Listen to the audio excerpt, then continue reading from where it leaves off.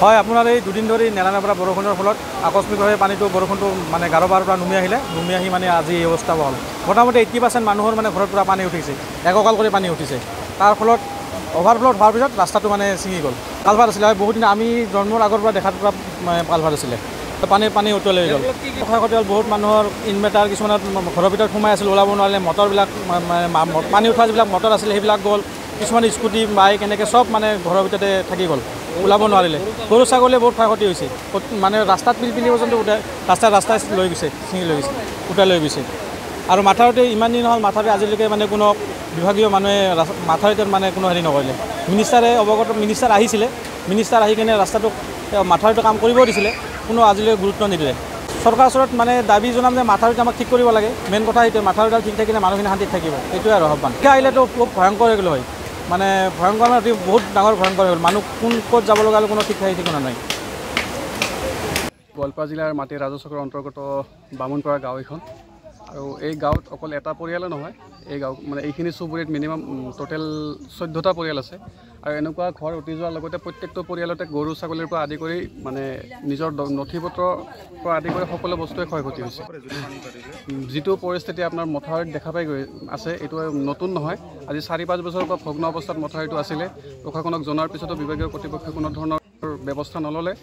এতিয়া প্ৰত্যেক বছৰ এনেকুৱাকৈ সৰু সুৰা পানীৰ মাজত থাকিব লগা হোৱাতে এই বছৰ যথেষ্ট ক্ষতিগ্ৰস্ত হৈছে। আৰু এই ক্ষতিগ্ৰস্ত লোকসকলক বিহিত ব্যৱস্থা কৰি ক্ষতিপূৰণ দিয়াৰ কাৰণে মই জিলা প্ৰশাসনক দাবী জনাইছোঁ।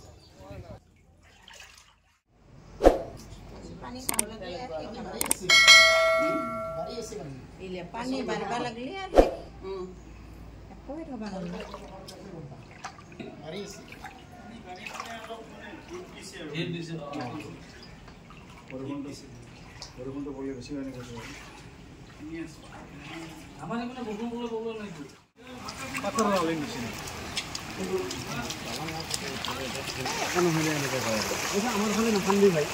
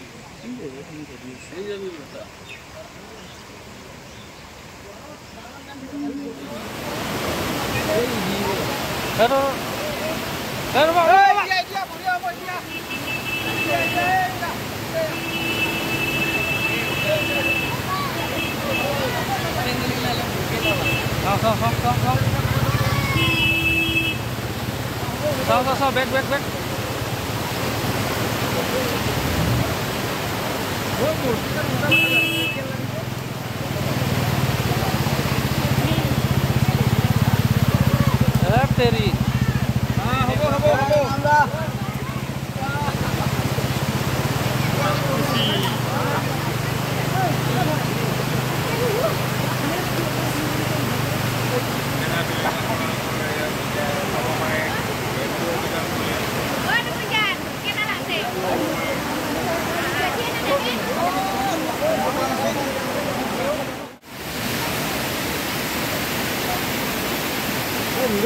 অহা নাই, ঘৰতে আছে।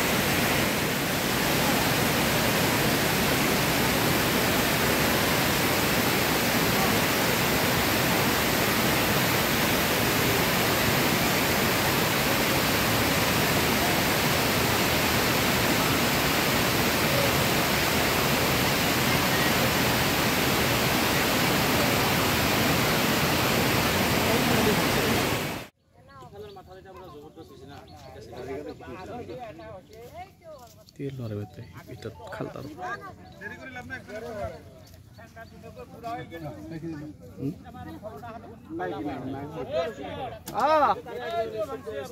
গম পাওঁ যাম তো চাৰিওফালে যাম